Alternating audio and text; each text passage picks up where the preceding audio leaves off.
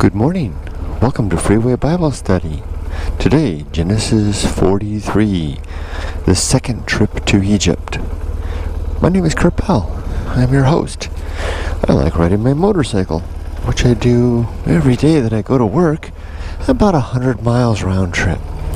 So I make good use of that time by studying through audiobooks and thinking about things. So my current project is the Bible. And I listen to it in audio format, but I also read it. I have a beautiful New International Edition at home that I read. And then after I'm done reading it like 5 times each chapter, I then talk about it on my ride to work, as I'm doing right now. I'm a non-believer, so I don't believe the supernatural parts of the Bible or of any religion. But I'm very interested in the contents nonetheless. That's why I do this. So in Genesis 43, we're still following, secondarily, Joseph now, because we're really interested in his brothers. And remember, Joseph, of course, was sold by his brothers. This is the Joseph of the coat of many colors. Was sold by his brothers some chapters back in Genesis, and has disappeared into history from his brother's perspective. His father thinks he's dead, and God has been good to Joseph and has helped Joseph become almost the right-hand man of Pharaoh in Egypt, by virtue of Joseph's ability to interpret dreams. And so, in the capacity of this high office, he's come to encounter his brothers who came to Egypt in the last chapter to get food to relieve themselves and their family from the famine that's going through the land. And remember, it was Joseph's guidance that led Pharaoh to put away all the necessary grain that would keep the people safe through the famine. Joseph's playing a little bit of a game with his brothers now, because he recognized them in Genesis 42, but instead of revealing who he was, he held one brother hostage and sent the remaining brothers back to Canaan to their father with sacks full of grain and the silver. Unbeknownst to the brothers, he sent them silver. He hid the silver in the grain bags, sent them back to Canaan. And it's been some time later. He kept the one brother hostage, Joseph did, telling them that he would release him if the brothers would bring back their youngest brother, Benjamin, who they had left with their father, being just a lad and too young to be traveling about like that. So that brother Benjamin is actually Joseph's full brother. The other brothers are all his half-brothers. Well, Jacob, would have seen nothing about letting his youngest son go, Benjamin being just a lad still. Although he must be a teenager by now, must be getting older. And so basically he said no.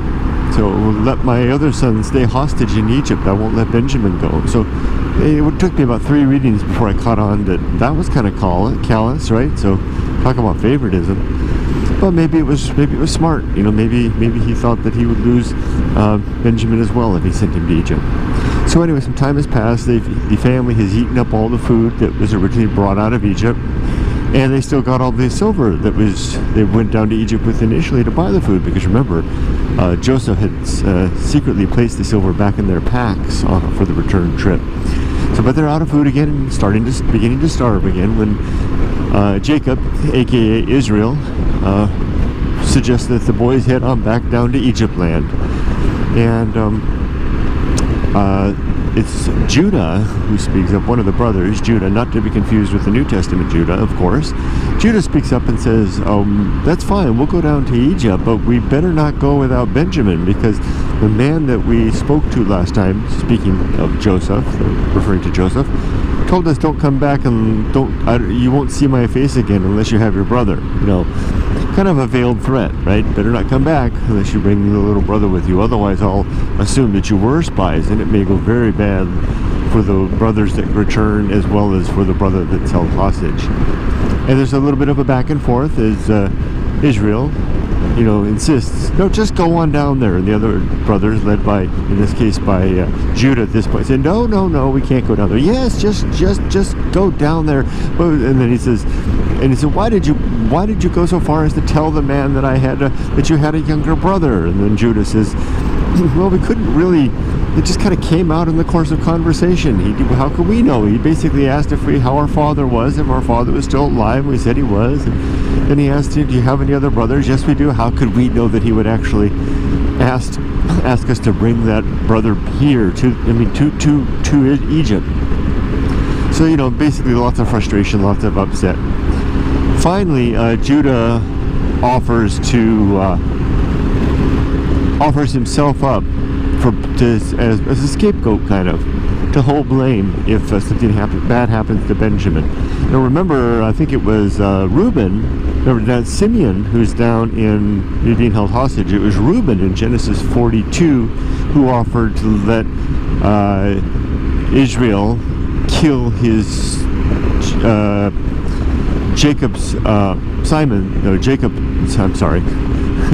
Reuben's own two sons if they don't return. And now Judah is offering to be held to blame for this as well, although he doesn't seem to think his life will be in peril, because he says that if he returns without Benjamin, then he will be hold the guilt upon his head for the rest of his life, which maybe it'll be a short life.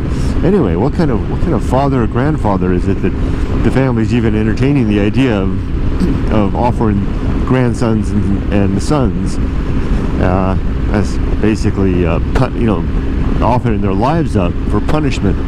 Interesting family dynamics. So finally, Jacob, aka Israel, relents, and I'm just going to go ahead and refer to him as Israel from now on. It's tough because in the Bible it's not always clear. He kind of, unlike Abram, who as soon as God began to call him Abraham, he was henceforth Abraham. We remember back a long time ago in these chapters, God told Jacob that he would now be Israel, but that name doesn't seem to quite stick. In fact, it took 2 times for even God to have to remind him twice before the name would stick. Interesting that it still hasn't completely stuck, but I'm going to try to make it stick, so I'll just call him Israel.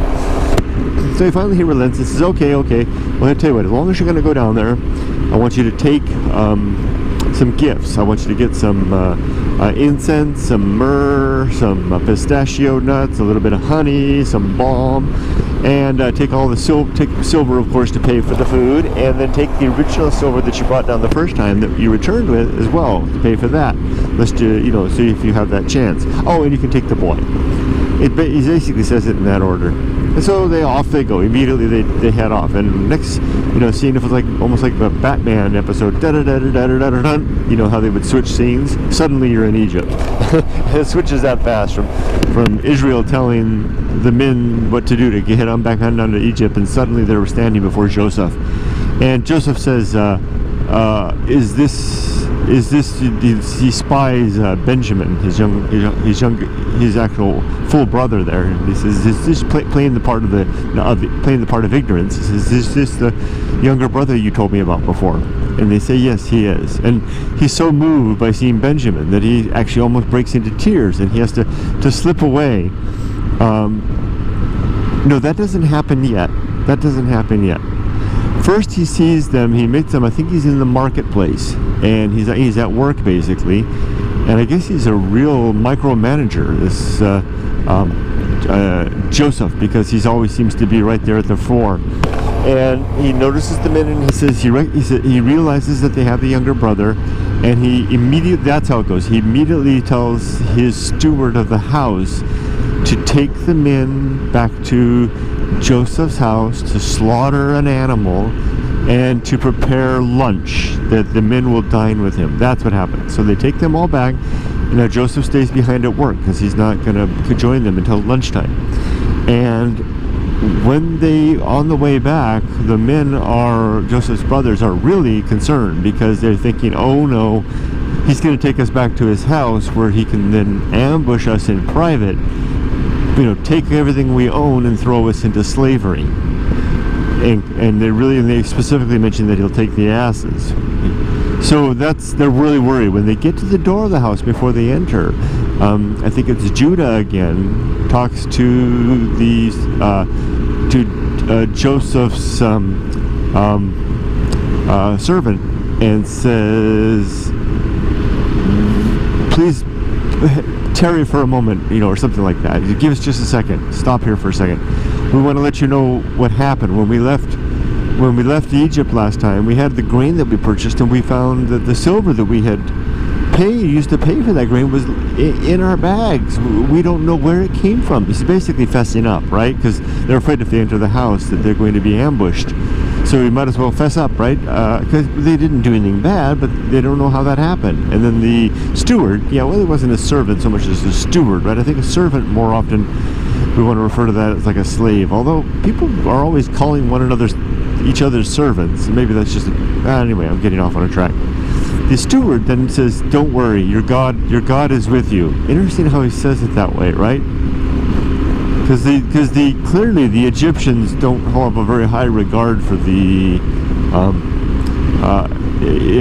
Semites, the Hebrews, and it's interesting that he says, "Your God is with you." But anyway, that's what he says. And because the money that you got, I had been in control of it earlier. So he doesn't actually say that he put the money in the sacks, but he does say that he had been in control of that money, and the pieces of the puzzle fall into place implicitly. And now, so that their heart is at ease. Okay, so now they understand what happened. So it was the Egyptians that had done that. So now they enter the house. The steward gives them water so they can wash their feet, and then the feast is prepared, the lunch is prepared, and Joseph comes home. And now they kind of describe the dining room, which has kind of an interesting configuration. There's a table where Joseph will eat all alone, and that's where the food will be placed on the table, alone with Joseph. And then there's a separate table for Joseph's brothers, who are basically identified as the Hebrews, and where they will sit, and they're arranged in terms of age from oldest to youngest in appropriate order. There's no food on that table at this point. And then there's a third table for the Egyptians, because it says specifically in the Bible that the Egyptians would not deign to eat with the Hebrews, which they would call an abomination. So I guess talk about some racial tension, or cultural tension, or national tension, or whatever it is, but the Egyptians consider the Hebrews to be a lesser people. So now the food is, and that is the point right there. Before the food comes in, that's when Joseph asks the Hebrews, or asks the brothers, "Is that your younger brother, the one you told me of before?" And they said, "Yes, this is our brother." And at that moment, Joseph, of course, he recognizes who he is. He knows everybody there. And he is starting to break down. So he gets up, excuses himself, or maybe doesn't excuse himself, but just hurries away to find someplace to cry. And he goes to his private chamber where he weeps. And then he washes his face and comes back. And he says, "Let the food," he sits down at his table and says, "Let the food be brought in." And I would imagine that he clap, clap. Yeah, like you'd see in the movies. Hands on the wheel, Kurt. Hands on the handlebars. And now the food's brought in. Oh, it's interesting. All the food is placed on Joseph's table. It's a big feast. Now they slaughtered a whole animal, so there's a lot of food. All the food is placed on Joseph's table, and everyone's just sitting there. And Joseph commands that portions, or he's basically in the New International Version, I think it calls it a mess. A mess, the same word that we use for mess, like for the military, your mess kit, which I guess is just a portion of food. He instructs his servants to take a mess for each of the brothers to deliver to their table. And it's interesting to note that the portion that's brought to Benjamin is 5 times as large as the portion brought to any of their brothers. And that's the end of the chapter. So Joseph has basically got his brothers there. And Simeon was, of course, reunited with his brothers. And when Simeon was the brother taken hostage, he's reunited with his brothers at this point as well when they enter the house. So all the brothers are back together. And I think one brother was dead. I think, did we hear 2 or 3 chapters back that one brother was no more? We know that indicated that Joseph was no more, but of course Joseph is right there. But I thought there was another one too. Anyway, that's that. So that's it for that. So I thank you for joining me for another day of Freeway Bible Study. I hope you all have a great day, and see you tomorrow for Genesis 44. Bye-bye.